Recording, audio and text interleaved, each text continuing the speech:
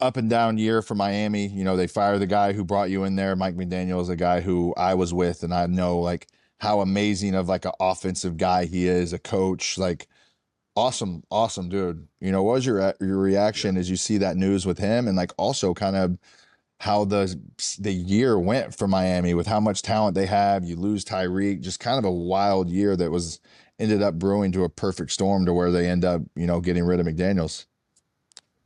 Yeah, wow, year front to back. I mean, I was at the scene of the crime, bro. I think I was the last person that saw him before he got fired, bro. Like my exit meeting was that Thursday morning, from 9:30 to 10. So I get there for my my exit meeting, and we're talking for like 10 minutes, and he's like, "Yeah, like definitely want you back next year," and we're just like reflecting on the year and things that he was thinking about doing different in the upcoming year. And then Stephen Ross kicked the door in at like 9:42. And he comes in, like joins the conversation. We're just all talking, reflecting on the year. And Stephen Ross like, "Well, hey, you back next year?" This, that, and the third. And then the conversation kind of hits a lull, and I'm sitting across the desk from Mike, and Stephen Ross is standing there, just kind of looking at me like, It's time for you to get the hell out. I'll look, I looked at Mike. He was like, we'll finish the conversation later, because I didn't know they had the GM search was in full flow. I didn't know what they had big business talk about. Like, we already really done here. We just powwowing. And so I go out the meeting, I go downstairs and get a massage. I come up from the massage, check my phone, he's fired. And I'm like, damn, Wow. like this shit cold for real. I guess I mean, what a insane situation to be in where you feel the tension in the room of what's about to come. Did you feel like during that at all when you were walking out? It probably didn't hit you that you're like, could this be a meeting where he's about to get canned? It didn't even hit me for real, because like I said, I was like, they probably just Yeah. talking business. They trying to move to hiring the next GM. By that time, everybody thought like they were keeping Mike. Yeah. So I was just like, oh, they got to figure something out. I'll call him later in the day or whatever. But I come out of a massage, and the timing of it, I'm like, yeah, that was definitely that conversation. The way he was looking at me like, man, like, It's time for you to get right, like, cool, like, so. Tua is a guy that if I walking around, you know, anywhere in the world and I'm talking about quarterbacks or this and that or whatever, I go to bat for him every time. I think the guy is unbelievably talented. I think he's a great quarterback. And I think whether it's in Miami or somewhere else, I think he'll get back on the right track of what he needs to be. What's your thought process and your time being around Tua and how it was, you know, being in an offense that he's leading? Just from me being there, like when I showed up there in training camp, I got hurt early on because I was doing speed work and I hadn't trained, but I was watching most of training camp. So I'm on the sideline. I'm watching this man throw darts every practice, bro. Like, it was just like, what the fuck am I watching? Like, I'd never seen the anticipation and the accuracy out there. So it's like, I think from my standpoint, the skill set for him is still there. Well, I think like maybe some of like the disconnect comes from like seeing it translate. I think there could be some like trauma still stored like in his body from like what he's gone through, like with the head injuries and stuff. Because there's this book called The Body Keeps the Score, which is like the #1 book about like trauma. And they talk about how trauma was first with like war veterans and like what they went through there. And like they'll come home and they'll see like a car sitting by itself in a grocery store parking lot, but they're in their body and their brain will tell them like that car has an explosive in it, when it's just like a car sitting at fucking Publix or something. And so I think like in what, like I can notice him like trying to make things happen like in the game, like he's trying to pull the trigger, but it's almost like his body and like his system won't allow him to do it. Do that. Yeah, you know what I'm saying? So I feel like if there's a way for him to find some healing in that regard, I think the skill set is definitely still there, like you said. Football is such a fast twitch, instinct-based game to where you have to, especially playing the quarterback position, cut it loose. You're late with the ball if your eyes really register things. Like you're late to where the ball needs to be, throwing second window, first window, you know, on a plant foot, things like that. So something that also happens too is, and this happened to me in Cleveland, is when your confidence gets rattled, right, throughout the season and throughout you know, certain things that just go on in the game of football. When you start to lose a little bit of confidence in yourself and you're starting to think more and you're thinking about your injuries and all these things that comes with it, it affects the way you play like 100%. So, you know, my hope is that he can get a fresh start somewhere else. You know, obviously with what his contract is and what's going on, it's going to be really interesting if they're going to really just hand him, you know, 50, 60, $70 million, whatever it is. And put it on their books and be like, okay, we're just going to write this off and go on to the next. Whatever the less. Always wishing Tua the best, and from the football side, the personal side, the mental side, he's a guy that I definitely want to see, win in every way. Prize Picks is America's #1 sports picks app. The NFL playoffs and the national championship are here, and there's no better time to join than now. The app is really easy to use. To make a lineup, all you have to do is pick more or less on a few player stats, and that's really it. Prize Picks player picks are available in 35 states, including Texas and California. And best of all, Prize Picks will give you $50 in lineups when you play your first $5 lineup. Win or lose, you'll get $50 in lineups. So use promo code Johnny when you download the app and sign up today. Prize Picks, man. It's good to be right. Trying to get back to Mike McDaniel a little bit. How was it playing in that offense, and just how great of a scheme guy he is as far as like seeing opponents throughout the week? You get a chance to see it from the tight end side as a pass catcher, and then also as a blocker as well. Just your guys' formations, things that are done. I wish I could find this clip, but Gruden broke down one of his plays this year where it's like so much motion that's coming around and misdirection, and you're running plays that you would have learned in college, right? But there's just such a spin and a twist and a variation on the whole thing that it looks completely different. So how was it playing in that and like seeing these plays that you have schemed up throughout the week against that you just know are going to work versus the defense? Yeah, he's he's a human computer, bro. Like, it's crazy. There's a week we played the Chargers, bro. This dude started making up formations, bro, and he broke down, like he was telling us this. He broke down how the Chargers, how their quarters defense is set up. They and when they have like if you put 4 to a side, they put everybody over into the corner of the formation. He's like, wherever we run this play from, it was like basically like a G scheme to the right. He's like, wherever we run this play is going to hit for a touchdown. And it was early in the game, and Vaughn scored from like 60 something on the play because we put 4 into the boundary, and he figured out that defenses shit themselves. If you put somebody like in a slot formation, but they're 5 yards in the backfield, they don't know how to treat him as a running back or as a slot receiver. So if he's pretty much even with the quarterback, and you just move him out 8 yards to the left of where the quarterback is, and you just flex him out like that, they have no idea. They had no idea what to do. There's a whole bunch of teams we started playing from there to where the run game really took off because these different formations. They started throwing Dan Brunskill like extra O lineman as a tight end, and he had to have him going across the formation and shit. But yeah, just the way that he really got like in his like designer bag for the run scheme just alone, and then the passing game as well. It's just like thrown into those windows. Everything is just like that anticipation, just like thrown it. Really, just having the faith to put it there. If you paused it as the ball's leaving the quarterback's hand, you'd be like, why is he throwing it there? But then Waddle's flying in there, catching it. I'm coming in, catching it like right on time. Like, I would be so interested to see what he's calling his stuff and like formation based wise. Like, obviously, whenever I was with McDaniel, he was our receivers coach in Cleveland.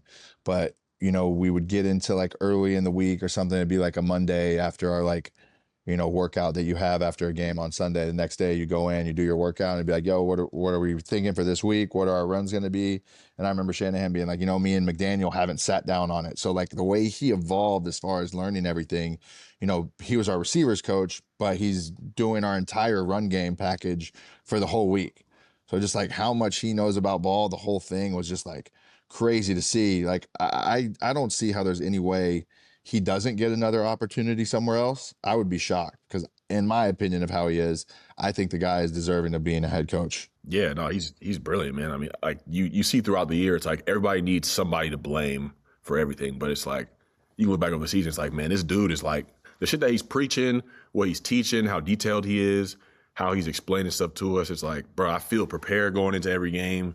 I know like certain situations, what to expect coverage wise. Like he breaks that shit down for real. And yeah, I mean, I feel like if there's anything that people think that he needs to grow in, I feel like he's smart enough guy to realize like, okay, maybe these are certain things that I could have done better. These are certain situations where I could have held people to a higher standard. Whatever he takes away from it, I know for a fact that he's going to apply that information. He's too fucking smart. Not 100%. Well, failure is always a huge teacher in life. I mean, at least for me, I think I learned a lot more through the failures that I had in life than I ever did through the rise and through the up. So as we get into your story a little bit again, a guy who had so much success, on the football field. 2023 rolls around and you're just like, I think I'm going to take a break from this.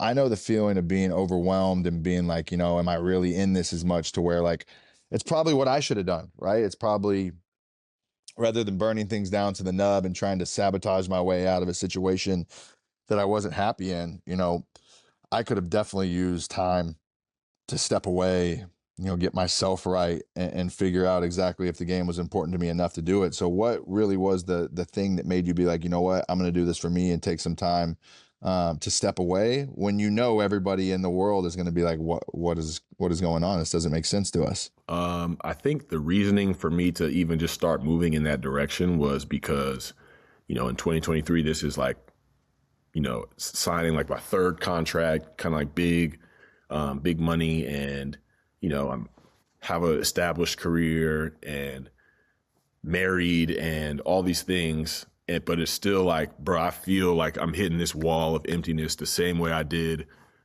with drugs and alcohol, but drugs and alcohol are not in the picture, so it's almost like an even lower bottom emotionally than it was before, because it's like, damn, like what is it that I keep running into? Because now I don't even know really what that is for sure, for real. It's like, it's too like unconscious for me. I haven't really tapped in to that. And so that's what's wanted me to start exploring. And then I had like this really bad health scare where like I had a lung infection toward the end of that 2023 season that really had me in the hospital for like 3 days, and just like somebody had to pick my dick up and put in a jug for me to pee. Wow. That's how weak I was.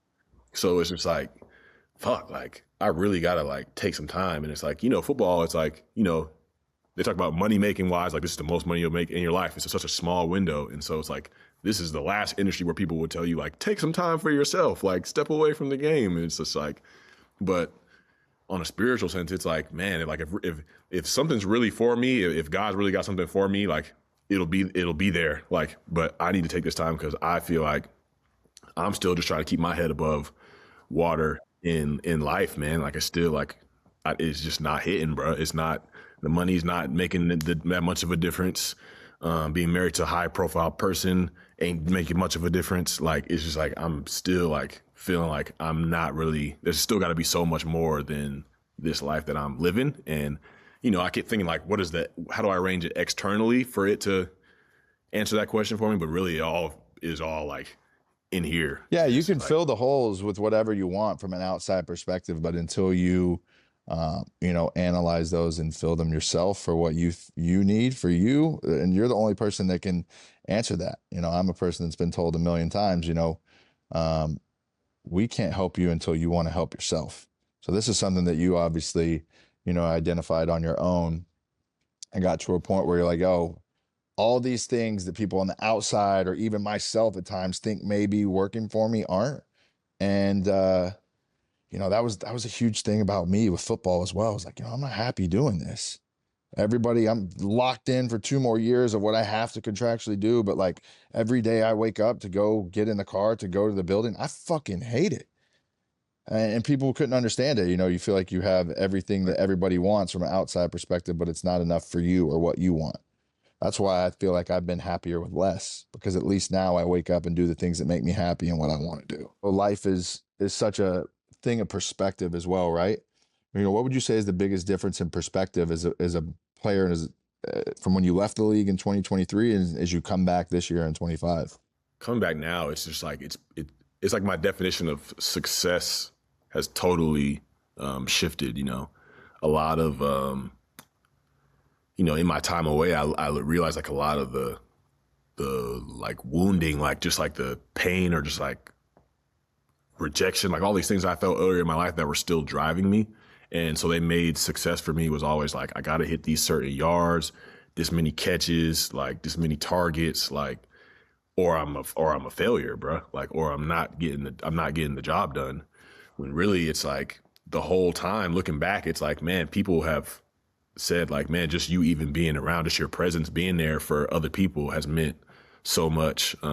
Things that you have to say whenever you speak, like those things go a long way. So it's like, damn, like my value, I had much more value than I ever thought I had. Like I just thought like I wasn't valuable if I wasn't performing at that clip, So this year it's like having to be so like up and down and the production not being there, it's put another mirror in front of me to be like, do you think you're valuable or not if these numbers aren't to the standard of what people would expect from you? If you do run into injuries, if you do run into some setbacks, like, do you still think you're valuable or not? And so that's the mirror that it showed me this year. It was like, damn, like I have so much more value that I bring to the table, just me being who I am. And once you assume that perspective, it's like, oh, I can go out and play free, because it's not like I need these numbers. Like, I can just go out there and it's like, whenever they throw me the ball, I'm gonna make some shit happen when they throw me the ball. And whatever else is being asked of me, I know like it's gonna set up somebody else. It's gonna help somebody in some way. So everything that's being asked of me is valuable. It's just like, I don't have to see it the way other people see it. Like, they think, oh, it's just catches and yards are valuable. Like, whatever I'm bringing to the team in this moment is valuable for me. And that takes all that extra shit. I think it's valuable for other people as well to see you, you know, that mindset oozes in the way you walk into the building and to how you treat people and to everything. And we played such a macho game, right? The NFL is a very like, there's a majority of the guys that are like, oh, this is all me. Like, they get into a whole different mindset, a reality of what they think they are versus what they actually are. It's about the catches, the targets, the all pros, the Pro Bowls, the contracts, all of this. Your story shines such a different light on the other side of that. And what you said in that last, little part is huge, right? Like, just taking the time off and going back to football, what that shows kids, what that shows people struggling with addiction or mental health issues. There's so much that it shows on a different personal level that's it's infectious. You know, it's awesome. And to be able to have the mindset of like, yo, when I'm called upon and when I need to go make a play, of course, I still always have that competitive dog in me to the point where I'm like, yo, I'm going to go do that for my brothers, for myself, for what my role and job is on this team. And, you know, it's unbelievable to hear.